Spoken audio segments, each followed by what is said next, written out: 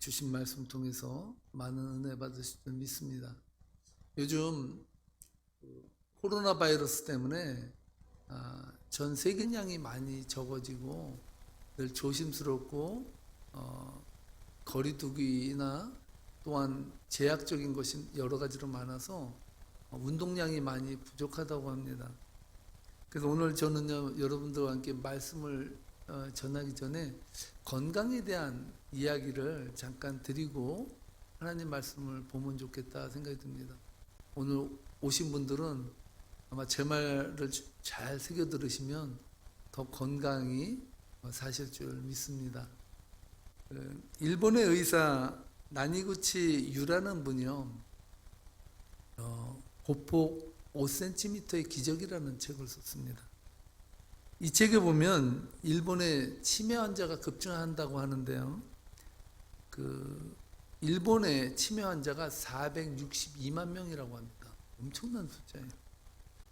치매 전 단계인 경도 인지 장애를 앓는 분, 그러니까 치매 전 단계이신 분을 합치면은 860만 명이 치매를 앓거나 전 단계에 머무르고 있대. 아주 심각한 사회적인 문제로 지금 이게 대두됐거든요.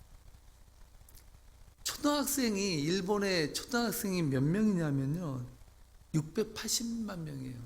그러니까 치매 환자나 치매 전 단계인 그 환자를 다 합하면 초등학교 학생들보다도 180만 명이나 더 많다라는 그런 통계가 나왔다는 거예요. 그래서 이분은요, 무엇을 연구하냐면 왜 사람들은 치매에 걸리는가? 그렇다면 치매에 걸리지 않기 위해서 우리는 어떻게 해야 될까? 그것을 연구하다가요, 일본 사람들 1000명을 대상으로 연구를 했습니다. 어떤 연구를 했냐면 어떻게 하면 어떤 부류의 사람들이 치매에 안 걸리는가, 어떤 사람들은 왜 치매에 잘 걸리는가, 그것을 연구를 했어요. 했는데 1000명 중에서 5년 동안 연구했다는데요, 마지막까지 연구에 동참한 사람이 660명이었다고 합니다. 근데 그 통계에서 그러니까 치매 전 단계로 진입하는 사람들이 6명 중에서 1명꼴이 치매 전 단계를 앓고 있더라는 거예요. 그래서 그 사람들을 쭉 전체적으로 연구를 해봤더니 치매를 앓는 전 단계에 머무는 사람들의 특징을 가만히 봤더니요, 공통점이 하나 있더라는 거예요. 그 공통점이 책의 제목이에요. 뭐겠습니까? 공통점이 뭐예요? 보폭, 걷는 이 폭이 짧은 사람들, 예를 들어서 이렇게 조그맣게 걷는 사람들 있잖아요. 이런 사람들은 치매에 걸릴 확률이 엄청나게 높아지고요. 그래서 연구를 해봤더니 보폭을 걷는 거에서 5cm만 더 뛰어도요, 치매를 예방하거나 치매가 걸리더라도 그것을 연장해서 죽을 때까지 치매에 안 걸리고 죽을 수 있는 확률이 3배가 높아진다고 합니다. 여러분들 한번 걷는 걸 가만히 보세요. 내가 보통 걸을 때 보면 내가 좁게 뛰어서 걷나 아니면 좀 더 넓게 뛰어서 걷나, 이것을 여러분 한번 생각해 보기 바랍니다. 이분이 쭉 연구했는데 왜 그러면 보폭을 넓게 뛰면 왜 더 건강이 좋은가, 그걸 봤더니요, 보폭을 넓게 뛰면요, 신경회로에 자극이 많이 간대요. 보폭을, 왜냐하면 이게 넓게 뛰다 보니까 신경회로가 이게 활성화 된다는 것이죠. 발에서 내려 보내는 그 정보 기능이 활성화되어서 다리로, 머리에서 다리로 뇌 정보가 잘 전달된다는 거죠. 두 번째는 근육이 활력을 얻는다고 합니다. 근육에 활력이 붙어서 근육살이 붙는다 그러죠. 그래서 이 근육살이 붙음으로 말미암아 더 건강을 유지할 수 있고요. 세 번째로 심폐 기능이 강화된대요. 이렇게 넓게 걸을수록 심장의 박동수를 더 넓혀준다는 거죠. 그리고 네 번째로는 혈관에 탄력이 생긴대. 혈관도 탄력이 있다 그러더라고요. 혈관에 수축하는 이 탄력이 많이 생기고요. 다섯 번째는 이것도 중요한데요. 보폭을 넓게 뛰는 사람은요, 기분이 좋아진대요. 그러니까 여러분 스트레스 받고 뭐 하면 어깨를 펴고요, 걸음을 넓게 걸어야 돼요. 넓게 자꾸. 그렇게 하면 이것만으로도요, 치매가 3배 늦춰지고요, 걸리지 않고 여러분이 여생을 산다는 거예요. 보통 보면요, 100세 시대잖아요. 지금 100세예요, 기본이. 100세를 사는데요, 남자는 9년, 여자는 12년이라 그래요. 그게 뭔지 아세요? 남자는 9년 동안 골골대다가 죽고요, 여자는 12년 동안 골골대다 죽는 거예요. 여러분, 오래 사는 것도 중요한데 더 중요한 건 뭔지 아세요? 안 아프고 오래 살아야죠. 12년 동안 여러분 아프면서 여러분 사셔봐요. 얼마나 힘든 일이겠어요. 여러분 그렇게 건강하게 살려면 어떻게 하라고요? 걷기를 잘하고요, 이왕 걸으려면 확실하게 걸음을 뛰라고요. 예? 그냥 땅만 보고 그냥 쫙 이렇게 그냥 폐잔병처럼 걸으면 안 된다는 거예요. 그러면 이 세포들이나 혈관이나 모든 것이 작동을 잘 안 한다는 거죠. 꼭 기억하시기 바랍니다. 여러분도 이렇게 수요 예배 나오니까 귀한 건강 사식도 얻지 않습니까? 오늘 주기도문 강의 몇 번째입니까? 네, 6번째예요. 참 빠르죠? 벌써 6주 동안 제가 주기도문 강의를 계속 했습니다. 지난 시간에 이어서 오늘 제목도 이름에 목숨을 걸다, 2번째 시간으로 여러분과 함께 하나님 말씀을 보고자 합니다. 지난 시간에 살펴본 대로요, 예수님께서는 우리들 기도를 가르쳐 주시는데 6개의 청원이 나온다 그랬죠. 그 앞에 쪽은 기도를 여는 문이라 그랬잖아요. 키. 그리고 나서 제일 첫 번째 6개의 청원 중에 첫 번째 청원이 뭐예요? 이름을 거룩히 여김을 받으시오며. 이게 아주 중요하다 그랬죠, 예수님에게. 왜냐, 예수님은 이 땅에 오셔서 하나님의 이름을 올바르게 나타내기 위해서, 하나님의 이름의 거룩함을 보여주기 위해서 이 땅에 오신 것이죠. 그러니까 요한복음 17장 6절 말씀에 보면요, 예수님께서 이렇게 말씀하셔요. 읽어보도록 하겠습니다. 다 함께 읽겠습니다. 세상 중에서 내게 주신 사람들에게 내가 아버지의 이름을 나타내었나이다. 그들은 아버지의 것들이었는데 내게 주셨으며 그들은 아버지의 말씀을 지키었나이다. 아멘. 예수님께서 세상 중에 오신 이유, 왜 이 세상에 사람의 모양으로 오셨는가? 그것은 뭐라고요? 내가 아버지의 이름을 나타내었나이다. 아버지의 이름을 나타냈대요. 그것은 무엇입니까? 아버지의 이름을 드러냈다는 거예요. 이 세상에서 아버지의 이름이 제대로 나타나지 않고 있다는 것을 말해요. 그래서 예수님께서 이 땅에 오셔서 아버지의 이름을 나타내 주셨다라고 고백하고 있는 것입니다. 예수님께서 하신 사역의 중심에는요, 하나님 아버지의 이름을 거룩히 여김을 받도록 힘쓰는 사역이 있었다는 것을 알 수 있습니다. 그래서 제가 설교의 제목을 이름에 목숨을 걸어, 이것은 예수님께서도 이 땅에 오셔서 하나님 아버지의 이름을 나타내시기 위해서 이름에 목숨을 거신 것처럼 우리도 살아가면서 예수님의 이름에 목숨을 거는 삶을 살아야겠다라는 그런 취지로 이 말씀을 여러분에게 드리는 것입니다. 2003년도에 대구에서요, 하계 유니버시아드 대회가 열렸을 때 북한에서도 그 행사에 참가를 했습니다. 그때 북한에서 응원단도 같이 왔거든요. 근데 그날 비가 왔다고 하는데요, 이 사람들이 경기장에 들어가는 버스를 타고 쭉 오다가 한 프랜카드를 봤습니다. 비가 부슬부슬 내리는데 프랜카드가 걸려 있는데 거기에 누구 사진이 있었냐면요, 김정일 사진이 거기에 걸려 있었던 거예요. 그런데 그 여자 청년들이요, 한 청년이 그렇게 말했다 그래.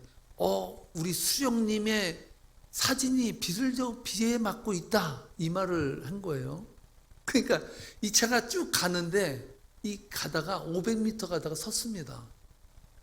그리고 나서요, 문이 열리고 거기에 타고 있던 북한에서 온 응원단 여자들이요, 울면서 우리 수령님 하면서 500m를 달려와서 그 프랜카드를 다 띄어냈습니다. 왜 그랬어요?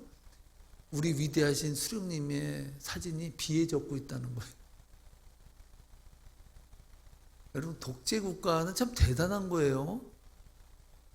여러분, 그 김정일 그 위원장이 죽었을 때도요, 사람들이 우는데 자기 부모가 죽은 것보다 더 슬피 울었다는 거죠. 대단한 그 독재 위력입니다. 하다못해 세상에 김정일이라는 그 인간의 이름도 사람들이 그렇게 경외하면서 사진이 비에 젖나고 그렇게 울고불고 할 정도로 그렇게 하는데, 여러분들은 하나님의 이름에 대해서 어떠한 마음을 갖고 계십니까? 하나님의 이름이 거룩히 여김을 받는다는 것은요, 이렇게 강제로 어떤 독재국가 내에서 하나의 세뇌당한 그러한 마음으로 여호와의 이름을 부르라는 것은 절대 아니에요. 하나님은요, 인간이 얼마나 교만한 존재인지를 아세요. 인간은요, 에덴에서 하나님의 자리에까지 앉아보려고 선악과를 따먹은 존재예요. 너희들이 이 선악과를 먹으면 하나님같이 된다, 그 말을 듣고요, 하나님같이 돼보려고 선악과를 따먹었다고요. 아직 제가 본 책 중에서 이 문제를 다루지 않았는데요, 여러분, 제가 여러분에게 말씀드리면 김 목사도 좀 영성이 있는데 하나님 말씀 좀 보는데 이런 마음을 가질 수도 있을 것 같아요. 그냥 한번 들어보세요. 여러분, 그 선악과를 따먹으면 뱀이 하나님처럼 된다라 그랬잖아요. 그래서 이 아담이 딱 보니까 보암직도 하고 먹음직도 하고 아주 그럴듯해요. 진짜 저거 먹으면 하나님처럼 될 것 같아. 그 낼름 따먹었잖아요. 근데 가장 중요한 것은 누가 안 먹었어요? 누가 가르쳐 줬어요? 이것을 먹으면 하나님처럼 된다고 누가 가르쳐 줬어요? 뱀이 가르쳐 줬잖아요. 그러면 생각해 보세요. 그 지가 먹고 지가 하나님 되지 왜 뱀은 안 먹고 왜 남한테 그걸 양보해 줘요? 이 귀한 하나님 되는 거를 왜 뱀은 안 먹냐고. 좀 이해 가세요? 인간은 어리석해요. 인간은 얼마나 어리석습니까? 뱀이 그렇게 좋으면 지가 먹지 그것을 인간에게 먹게 하겠냐고요. 그게 인간이라는 거예요. 인간은 하나만 알고 둘은 몰라요. 그냥 하나님이 된다는 그것만 좋아가지고 고마워, 나에게 라로 같은 이야기를 해주다니, 야 뱀아 정말 너밖에 없다, 그리고 낼름 먹었어요. 근데 가만히 생각해보면 뱀이 지가 먹어야 정상이죠. 지는 안 먹었다고. 여러분, 그게 인간입니다. 인간은요, 끊임없이 인간의 마음속에는 하나님이 되고 싶어하는, 또한 제일이 되고 싶어하는 그런 교만과 욕망과 욕구가 불타올라요. 여러분, 왜 열등감을 갖고 사시는지 아세요? 왜 열등감을 갖냐면요, 내가 최고가 돼야 된다는 생각을 갖고 있기 때문에 열등감이 있어요. 저같이 이렇게 인생 말년에 불러주신 하나님의 은혜가 고마워서 그냥 감사하며 순종하는 사람은요, 열등감을 별로 안 갖습니다. 제가 안 갖기로 작정했거든요. 왜? 불러주신 것도 고마운데 뭘 그렇게 나서서 뭐 대단해야 될 필요가 있겠습니까? 열등감이 많다라는 것은요, 바꿔서 말하면 우월감이 많다는 거예요. 자꾸 남한테 보여줘야 된다는 생각을 갖거든요. 안 보여줘도 돼요. 그냥 있는 대로 내 모습 이대로 하나님께서 받아주신 그 은혜대로 살고 가면 됩니다. 제가 이 세상에 살면서 하나님께서 그렇게 물으실 것 같아요. 너는 왜 세종대왕처럼 살지 못하고 왔냐? 이러진 않으실 것 같아요. 그렇지 않습니까? 여러분 유명한 명소에 한번 가보세요. 저는 지금도 설악산이나 어디 가면 유명한 바위 같은 데 있잖아요. 그걸 또 어디다 또 끌고 갔는지 몰라요. 그 스프레이, 그 페인트 하나씩 들고 가가지고요. 기무창, 속리산 왔다 가다 이렇게 꼭 그걸 꼭 남겨야 돼. 꼭 그 이름을 써야지 직성이 풀려요. 이름은요, 사람은요 이렇게 이름을 날려야 뭔가 직성이 풀리는 그런 존재들이라는 것이죠. 여러분, 하나님을 우리가 예배하는 것 같지만요, 사실은 자기 이름 때문에 하나님을 예배해요. 하나님을 자기 자신의 안위를 위하여 하나님을 찬양합니다. 이게 인간의 모습인데요. 사울 한번 볼까요? 사울이 하나님의 은혜를 받고요, 아말렉 전투에서요 완전히 승전을 하죠.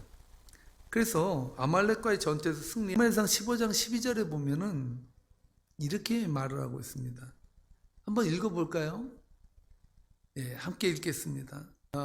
사무엘이 사울을 만나려고 아침에 일찍이 일어났더니 어떤 사람이 사무엘에게 말하여 이르되 사울이 갈멜에 이르러 자기를 위하여 기념비를 세우고 발길을 돌려 길갈로 내려갔다 하는지라. 사무엘을 만나야 되는데 뭐가 급하다고요? 승리했다고 좋다고. 예? 사무엘이 사울 어디 갔냐 그랬더니 지금 갈멜에 이르러서 벌써 그냥 기념비를 벌써 하나 만들어서 딱 하니 갖다 붙여놓고 발길을 돌려 길갈로 내려가 버렸다 이렇게 말했다고. 누구를 위하여 기념비를 세웠을까요? 사울 지를 위해서, 자기를 위해서 세운 거예요. 자기를. 여러분, 하나님께서 아담과 하와를 만드실 때는 하나님의 꿈이 있었습니다. 그 꿈을 이사야서 43장 21절을 보면 이렇게 말씀하고 있어요. 하나님의 꿈이 무엇이었을까요? 이사야 43장 21절을 보면요, 하나님의 꿈에 대해서 이렇게 말합니다. 이 백성은 내가 나를 위하여 지었나니 나를 찬송하게 하려 함이니라. 하나님께서 하나님의 백성을 지었어요. 왜 졌냐? 하나님을 찬송하게 하려고, 여호와의 이름을 드높이게 하려고 인간을 지었어요. 근데 문제는 뭐냐면 자기들이 하나님이 되려고 하네요. 하나님을 찬송하기 위해서 지어진 인간이 자기를 찬양하고 돌아다니는 인간이 되어버렸다. 하나님이 사람을 지으실 때 분명한 목적이 있었습니다. 그래서 인간들에게 자유의지도 주시고요, 그 자유의지를 가지고 물건도 만들고 문화를 만들고 노래를 만들고 건축을 하고 이것저것 다 꾸며서 하나님을 찬양하게 만들어 놔셨어요. 그런데 인간은요, 하나님을 찬양하라고 주신 지혜와 능력과 모든 달란트를 가지고 하나님을 찬양하지 아니하고 하나님의 이름을 나타내지도 아니하고 자기중심적으로 살아갔다라는 것이죠. 여러분, 그래서 우리가 지금 주기도문 6번째 시간, 이름이 거룩히 여김을 받으시오며 라는 이 기도는요, 그냥 외우긴 쉽잖아요. 하늘에 계신 우리 아버지, 이름이 거룩히 여김을 받으시오며 나라의 임하옵시면 쉽잖아요. 근데요, 이름이 거룩히 여김을 받으신다는 그 단어 하나 자체도요, 우리가 감당하기에는 쉽지 않은 그런 은혜가 흘러간다라는 것을 알 수가 있습니다. 여러분, 나의 이름이 아니라 하나님의 이름이 거룩히 여김을 받게 해달라는 기도를 가르쳐 주신 예수님은 하나님의 거룩하신 이름을 위하여 비굴하게 목숨을 구하지 않고요,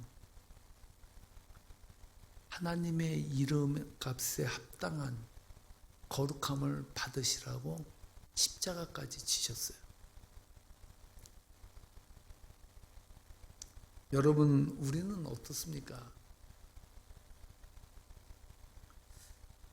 여러분, 신앙생활을 하면서요,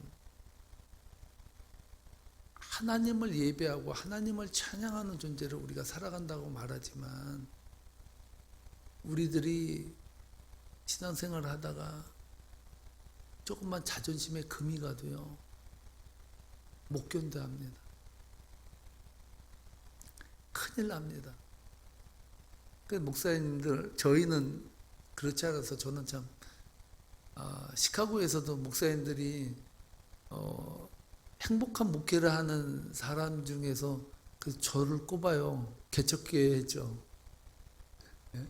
그 위스칸신에 저희 교회만 오면 기분이 좋대요. 왜냐? 설교를 하러 가면요, 그 교회 분위기와 느낌을 알거든요. 저희 교회에 오면 그 성도님들이 싱글생글 하시는데 웃으시고 설교를 할 때 분위기가 좋대요. 근데요, 어느 교회라고 얘기는 안 하지만 어느 다른 교회에 이렇게 가보면요, 장례식장에 와 있는 것 같이 다 입을 딱 다물고 이렇게 계시더라고요. 저는 참 행복한 목회에 대해서 저에게는 해당이 안 된다고 저는 생각하는데,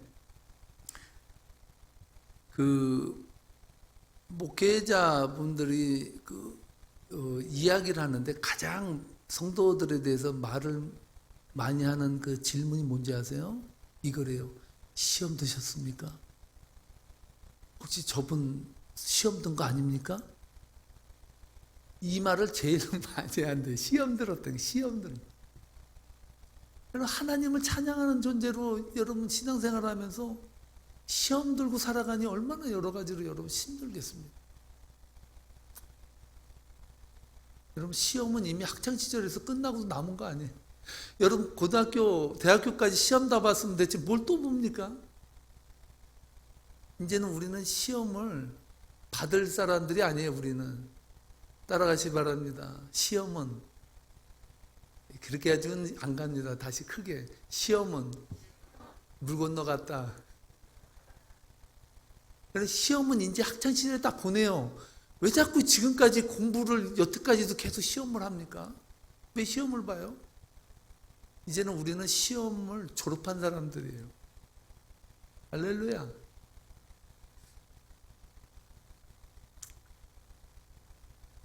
여러분, 그렇습니다. 여러분, 우리는 세상을 살면서요, 하나님을 예배하고 하나님의 이름이 거룩히 여김을 받게 해달라고 입으로는 기도해도요, 삶으로 살아내는 것은 쉽지 않다는 거예요.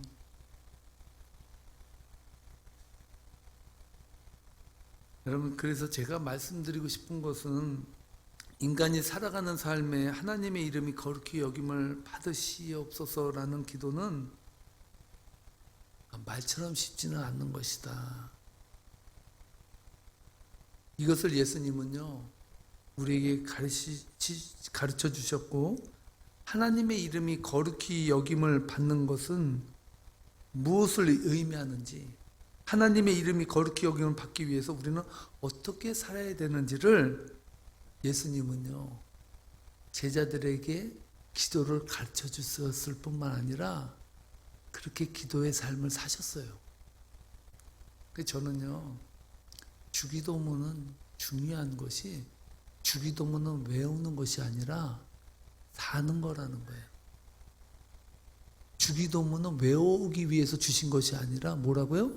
살게 하기 위해서 주신 거예요. 살게 하기. 우리가 이 세상 살아가면서 살아가는 목적이 뭐냐? 그것은 여호와 이름을 거룩히 여김을 받게 하는 거예요. 그것이 그리스도인들이 살아가는 인생의 목적이고 목표여야 돼요.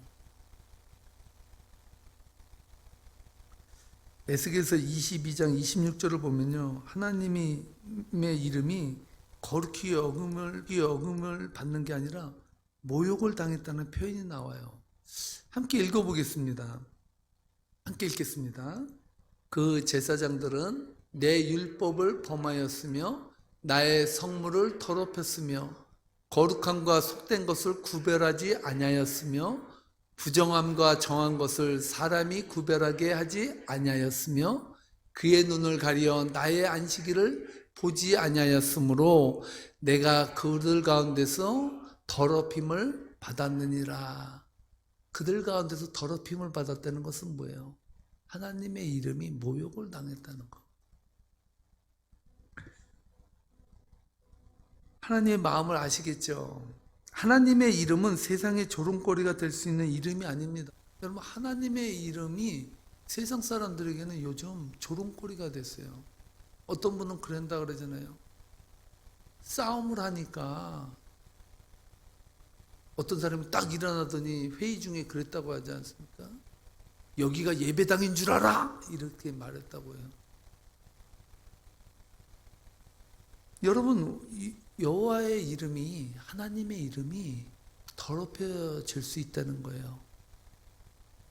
어떻게 더럽혀질까요? 하나님의 이름이 더럽혀진다는 것은 하나님이 한언님이 돼서 더럽혀집니까?